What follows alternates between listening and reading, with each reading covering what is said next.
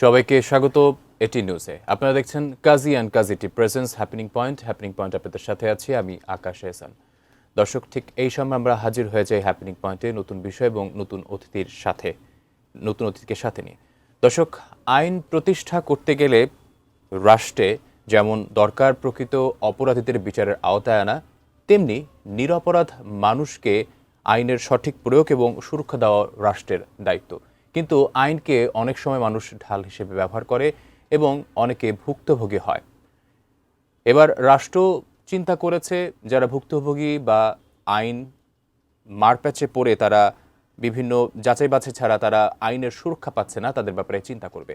কিন্তু এই জায়গা থেকে আমরা আজকে আলোচনায় চেষ্টা করব মামলা যাচাই বাছাই কীভাবে হবে, নিরীহ মানুষকে কীভাবে সুরক্ষা দিবে রাষ্ট্র, এবং আইন সেনের শাসন কিভাবে রাষ্ট্রে প্রতিষ্ঠিত করা যায়। এই বিষয় নিয়ে আজকে আমরা আলোচনা করব। ব্যারিস্টার মোহাম্মদ জাকারিয়া হাবিব আমাদের সাথে উপস্থিত আছেন, বাংলাদেশ সুপ্রিম কোর্ট। আপনাকে স্বাগত জানাচ্ছি। স্বাগত। দর্শক, যথারীতি যেটি বলছিলাম, আমাদের আজকের বিষয় মিথ্যা মামলা বনাম ন্যায় বিচার। আমরা চলে যাচ্ছি আলোচনায়।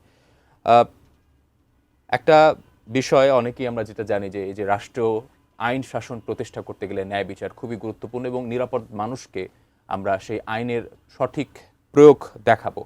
সেই জায়গা থেকে আমাদের বর্তমান বাংলাদেশ কোথায় দাঁড়িয়ে আছে এবং আপনার বিবেচনা কি?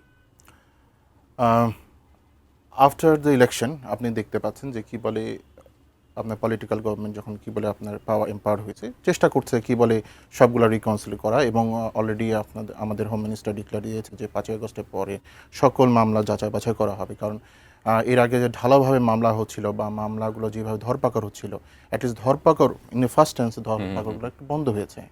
মামলাগুলো যাচাই বাছাইয়ের উদ্দেশ্য হচ্ছে কি বলে এইভাবে তো একটা রাষ্ট্র চলতে পারে না। কারণ আলটিমেটলি একটা গভর্নমেন্ট কিন্তু সবার গভর্নমেন্ট, সিটিজেন যাই হোক, যারাই হোক, হিন্দু হোক, মুসলমান হোক, অন্য পলিটিক্যাল পার্টির হোক, তাদের ফেভারে পলিটিক্যাল পার্টি হোক, সবাই কিন্তু আপনার এই গভর্নমেন্টের আওতাধীন এবং সেই একটা গার্ডিয়ান। অতএব গার্ডিয়ান হিসেবে তারা চেষ্টা করছে, আমি মনে করি তারা কি বলে যেই ধরনের পদক্ষেপগুলো মৌখিকভাবে যে ডিক্লেয়ার করেছে, I think is a positive. এবং এটা যদি প্রয়োগ হয় তাহলে বিষয়টা আদৌ ভালো হবে। এবং গভর্নমেন্ট এখনো তো 10 দিন মনে হয় পার করে, so it will take time. I think কিছু মামলা ইতিমধ্যে প্রত্যাহার করা হয়েছে, আমরা জানতে পেরেছি। না, প্রত্যাহার করা ডিক্লেয়ার দিয়েছে, কার্যক্রম শুরু করা it is a procedural matter, so it will take long time. So আপনার যদি জ্বরও হয়, জ্বর হতে হলে অ্যান্টিবায়োটিকও যদি আপনি খান, সেক্ষেত্রেও 7 দিন মিনিমাম লাগে, as according to the prime minister. যাকে এই প্রশ্নটির মাধ্যমে জানতে পারলাম এই বিষয়টি, এবং বাস্তবিক উদাহরণ দিয়ে একদম।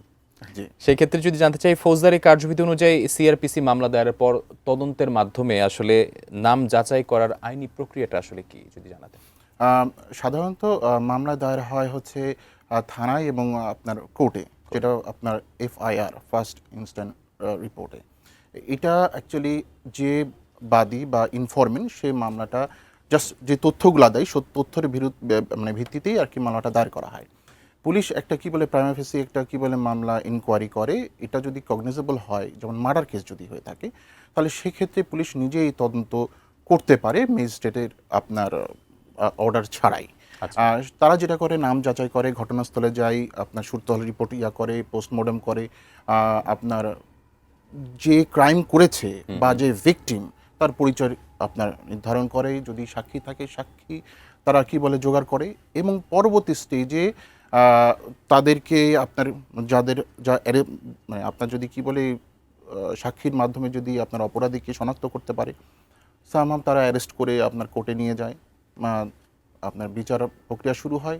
দেন আপনার যদি বিচার প্রক্রিয়া শুরু হয়, তখন তারা একটু সমস্ত ডিটেলে একটা রিপোর্ট তৈরি করে বা আপনার তদন্ত করে দেখা যায় যে সেই ক্ষেত্রে আপনার একটা ফাইনাল রিপোর্ট অথবা চার্জশিট দেয়, এবং চার্জশিট অনুযায়ী তখন সাক্ষী জেরা হয়, যুক্তিতর্ক হয়, দেন জাজমেন্ট হওয়ার পরে সে দোষী কি দোষী না সেটা নির্ধারণ হয়। একটা প্রসেস আর কি, দীর্ঘ প্রসেস। সেক্ষেত্রে এই যে তদন্তর ব্যাপারটি বললেন, তদন্ত কর্মকর্তা যদি আসলে পর্যাপ্ত প্রমাণ যদি না পায়, সেক্ষেত্রে কি চার্জশিট থেকে কারো নাম বাদ দিতে পারেন কিনা, এর আইনি ভিত্তি আসলে কেমন বা কি? ডেফিনেটলি সিআরপিসি এটাতে বলা আছে, যদি একজন অপরাধীর যা নাম এসছে, নামটা যদি তার না থাকে বা নাম আছে, বা দেখা যাচ্ছে কি বলে তার সাথে প্রাসঙ্গিক কোনো প্রণালী পাচ্ছে না বা প্রাসঙ্গিক কোনো কোনো কিছু মিলছে না, সে চাইলে বাদ দিতে পারে। দেখেন অনেক সময় দেখা যাচ্ছে কি বলে 100, 200, 300 জন কি বলে আসামি হয়ে গেছে, সেক্ষেত্রে দেখা যাচ্ছে কি বলে অপ্রাসঙ্গিকভাবে নামগুলো আসছে। যাদের দোষী সাব্যস্ত হয় আংশিকভাবে তাদের নাম রেখে যাদেরকে কোনো কিছু পাচ্ছে না তাদেরকে নাম থেকে মানে আপনার চার্জশিট থেকে নামগুলো বাদ দেওয়া হয়। বা অজ্ঞাতনামা অজ্ঞাতনামা প্রথমে অনেকেই করে, অজ্ঞাতনামা নাম আসলেও চার্জশিটে থেকে নাম আসলেও পরবর্তী দেখা যাচ্ছে বিচার তবে হ্যাঁ এটাই শেষ না। বিচারিক আদালতে আপনার বিচারক যদি মনে করে যে এই মামলাতে আপনার তাকে কি বলে খালাস দেওয়া ঠিক হবে না বা তার সাথে কি বলে অনেক কিছু জড়াই আছে, তাহলে তাকে সরাসরি খালাস দেওয়া হয় না। সেক্ষেত্রে বিচার শেষ অবধি পর্যন্ত তাকে অপেক্ষা করা লাগে। খুব দারুণ একটি বিষয় নিয়ে এসেছেন আপনি, সেটা হচ্ছে যে এই যে দীর্ঘ একটি লিস্ট থাকে, সেই ক্ষেত্রে আসলে একটি মামলায় যে অযথা অনেক নাম যুক্ত করা হয়, এবং আমি যেটি বিষয় আনলাম যে অজ্ঞাতনামা অনেকের নাম থাকে জড়িত, তারপর সেখানে হয়তো বা কাউকে গ্রেপ্তার দেখানো হয়, এটা আসলে আইনের ভিত্তিটা কি? এবং সেক্ষেত্রে একজন নিরপরাধ মানুষ যদি আসলে এমন ধরনের কোনো মামলায় তার নাম যুক্ত হয়ে যায়, তার ব্যক্তি পর্যায় থেকে করণীয় কি? সে নিরপরাধ, সে কি করবে?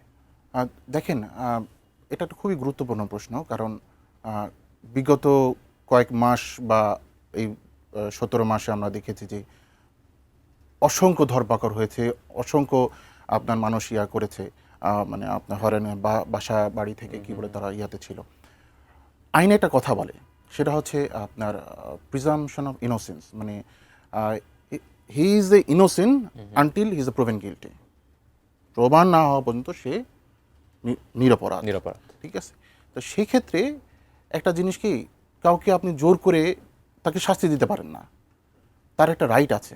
যদিও আমাদের সংবিধানে আপনার আর্টিকেল 31, 32-তে দেওয়া বলা আছে right to life, right to liberty, তো এটাও যদি মেনটেন করা হয় সেক্ষেত্রেও bail is his right and jail is exception. আচ্ছা, এবং এই রিসেন্টলিও আপনার কি বলে ইন্ডিয়ান একটা হাইকোর্টে এই জিনিসটা এসেছে, আপনার সম্ভবত একটা ইউনিভার্সিটি থেকে এই লেখাটা লিখেছিল এবং পরবর্তীতে কোর্ট এটাকে কি বলে আপনি করে bail is a rule and jail is exception. কারণ আপনি কারো লিবার্টিকে, কারো স্বাধীনতাকে, কারো জীবনকে আপনি আবদ্ধ করতে পারেন না। একদম।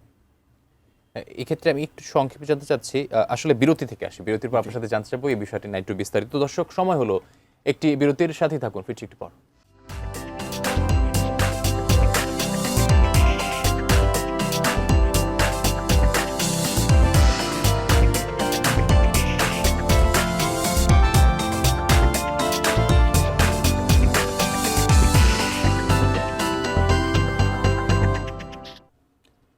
বিরতির পর আবারও স্বাগত, চলে যাচ্ছি আলোচনায়।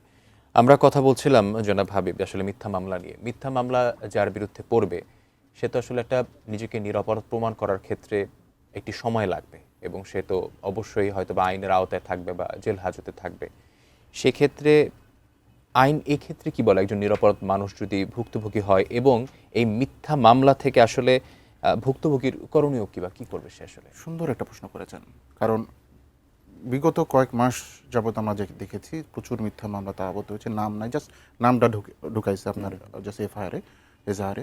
সেক্ষেত্রে ওর করণীয় হচ্ছে কি বলে আপনার নিজেকে নিরাপদ করা, জামিন নেওয়া, জামিন নিয়ে তার পক্ষের প্রমাণাদি সংগ্রহ করা, প্লাস পুলিশকে সহায়তা করা।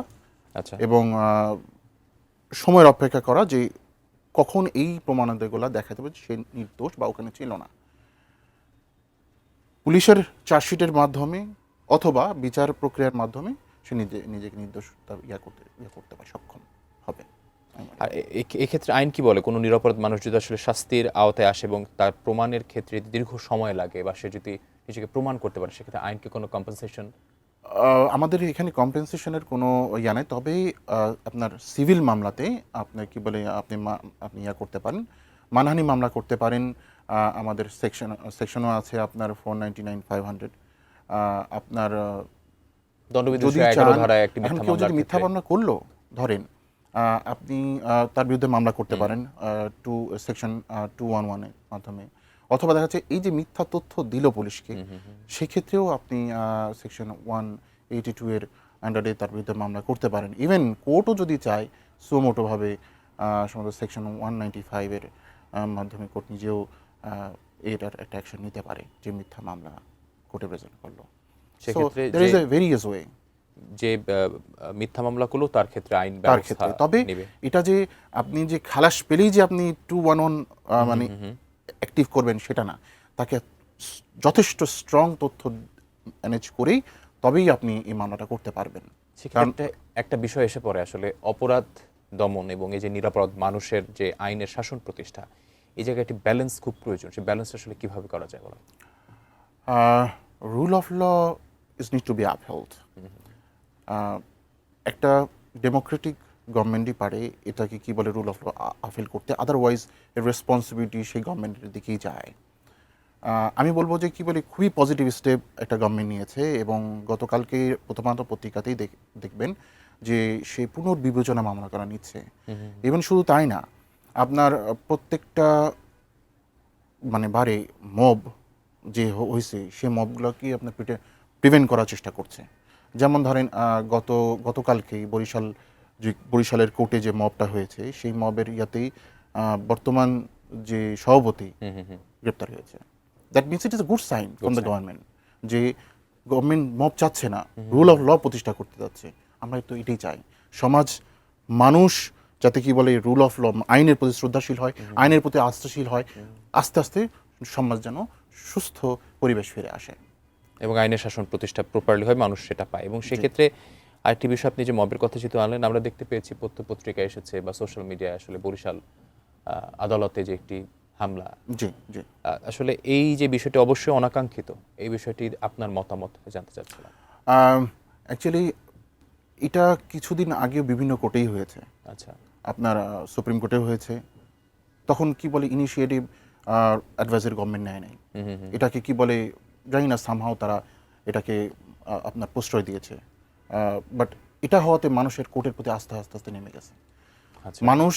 মানুষ যাতে কি বলে আইনের প্রতি আস্থা আনতে পারে, সরকারের প্রতি আস্থা আনতে পারে, মানুষ যেন সামাজিক মানে ভাবে ফিরতে পারে, মানুষ যেন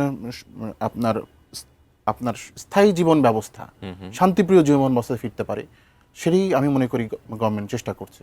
যদিও বলেছে যে গভর্নমেন্টের বয়স এখন মাত্র 10 দিন, সো তাদেরকে সময় দিতে হবে। সো আশা করি ভালো কিছুই হবে। এখানে একটি বিষয় আছে, আসলে আমি আবার একটু মামলার দিকে যাই, ব্যক্তিগত জায়গা থেকে যাই। আসলে বলা হয় আসলে মামলা লড়তে গেলে অনেক টাকা পয়সার প্রয়োজন, নিজেকে নিরপরাধ প্রমাণ করতে গেলেও একটি অনেক ধরনের, আপনি বলে একটা দীর্ঘ প্রসেসের ব্যাপার। আসলে যে আসলে সহায় সম্বলহীন বা যার সামর্থ্য প্রপারলি নেই, সে যদি কোনো মামলায় ফেঁসে যায়, সেক্ষেত্রে আসলে আইন কি কোনো সহায়তা করে কিনা তাকে নিরপরাধ করার ক্ষেত্রে? আমাদের বাংলাদেশের আইন এবং বাংলাদেশের সমাজ ব্যবস্থা, আইন ব্যবস্থা কেমন এই ক্ষেত্রে? হ্যাঁ, এখানে ধরেন অনেকগুলো সংস্থা আছে, যেমন আইন সালিশ কেন্দ্র, তারপরে হচ্ছে বিভিন্ন মানে আপনার প্রতিষ্ঠান আছে যারা আপনার বিনা পয়সা আপনার রিপ্রেজেন্ট করে থাকে।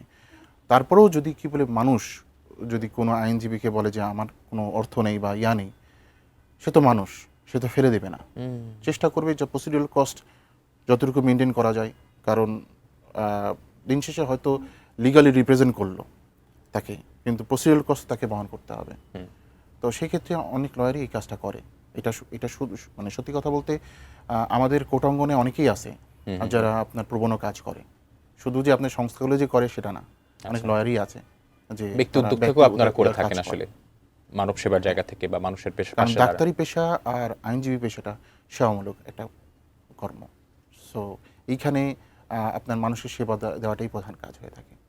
আচ্ছা, যাক, আপনারা আসলে মানুষের পাশে দাঁড়াচ্ছেন, এটা একটা খুব ভালো একটা পজিটিভ সাইন। আসলে এই যে একটা অনেক বিষয় দেখা যায়, আসলে অনেক সময় যে গুরুত্বপূর্ণ মামলা আসলে থানায় নেওয়া হয় না, অনেক সময় অভিযোগ আসে, আমরা শুনতে পাই, দেখতে পাই। আবার অনেকগুলো মামলায়, যেখানে আমি যে বারবার আনছি কথাটি, অপরাধ অজ্ঞাতনামা অনেকের নামে আসলে মামলা হয়ে যায়। আসলে এই বিষয়টির ক্ষেত্রে আসলে আইন কি বলে, একটি যৌক্তিক মামলা থানায় কেউ ব্যক্তি পর্যায়ে নিয়ে গেলে আসলে নেওয়া হচ্ছে না, সেক্ষেত্রে সে কি আইনগতভাবে কোনো সাপোর্ট পাবে কিনা, যে আমার এই মামলাটা নেওয়া প্রয়োজন কিন্তু থানায় নেওয়া হচ্ছে না, সেক্ষেত্রে ব্যক্তি পর্যায়ে সে কোনো সাপোর্ট পাবে কিনা যে নেওয়া প্রয়োজন? থানায় যদি কোনো মামলা না নেয়, এই প্রশ্নটা একটা খুবই কমপ্লিকেটেড প্রশ্ন। কারণ দেখা যায় কি বলে এলাকার অনেক প্রভাবশালী লোক থাকে যার কথাতে আপনি থানাতে মামলা নিচ্ছে না, দ্যাটস ট্রু। কিন্তু সে কিন্তু তার একটা অপশন আছে, সে সরাসরি কোর্টে যে মামলা করতে পারে। আচ্ছা। ঠিক আছে, ধরেন নারী শিশুর মামলা, সে দেখা যাচ্ছে কোনো একটা ঊর্ধ্বতন কর্মকর্তা থেকে আপনার ধর্ষিতা হয়েছে, এখন প্রশাসন চাবে না তার ইয়াতে এগেনস্টে কথা বলতে, আর সে সরাসরি নারী শিশু আদালতে বা ট্রাইব্যুনালে গিয়ে সেই মামলাটা ফাইল করতে পারে এবং কোর্ট এটাকে কি বলে তদন্ত দিবে এবং এই মামলাটা আপনি খুব একটি দারুণ বিষয় আনলেন, নারী শিশু মামলা। সেক্ষেত্রে আমাদের আসলে আমরা নারী উন্নয়নের কথা বলি, নারীদের কথা চিন্তা করি, কিন্তু বিষয় যেটা দেখা যায় অনেক নারী ভুক্তভোগী হচ্ছে, হয়তোবা তার স্বামী দ্বারা বা পরিবার দ্বারা, হয়তোবা তার যে ভালোবাসার মানুষ দ্বারা সে প্রতারিত হচ্ছে বা ব্ল্যাকমেলের শিকার হচ্ছে। সেক্ষেত্রে আসলে আইন কি বলে, কিভাবে আসলে তাদের পাশে দাঁড়ায়, একটু যদি জানাতেন, এবং আমাদের এই পর্বটা আজকে যারা দেখবে তারা হয়তোবা এনলাইটেড হবে। এটা একটা সুন্দর প্রশ্ন। বেসিক্যালি আপনি যদি নারী শিশুর কথা বলেন, এটা হচ্ছে পারিবারিক বিষয়। আপনার পারিবারিক বিষয় ব্ল্যাকমেলে অনেকে শিকার হয়ে হ্যাঁ, থাকেন। যেটা ব্ল্যাকমেল হচ্ছে সেটা আপনি নিকটস্থ থানাতে অবশ্যই জানাবেন যে আপনি ব্ল্যাকমেল হচ্ছেন। সেক্ষেত্রে থানা বা পুলিশ বা সংশ্লিষ্ট অথরিটি এটাকে কি বলে খুব ভালোভাবে আমলে নেবে। দেখা যাচ্ছে আপনি আরেকটা প্রশ্ন করলেন যে স্বামী দ্বারা স্ত্রী আপনার নির্যাতিত হচ্ছে বা স্ত্রী দ্বারা ইয়া হচ্ছে, এটা পারিবারিক বিষয়।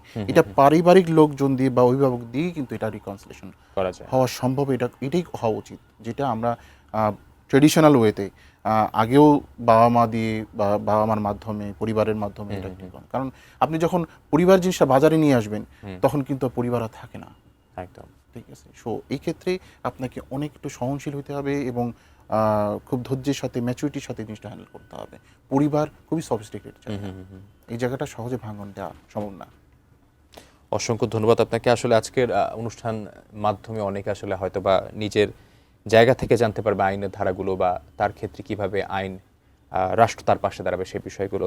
অসংখ্য ধন্যবাদ আপনার মূল্যবান মতামত আমাদের জানাবার জন্য। ধন্যবাদ আপনাকে। দর্শক, এই ছিল কাজী অ্যান্ড কাজী প্রেজেন্স হ্যাপেনিং পয়েন্টে।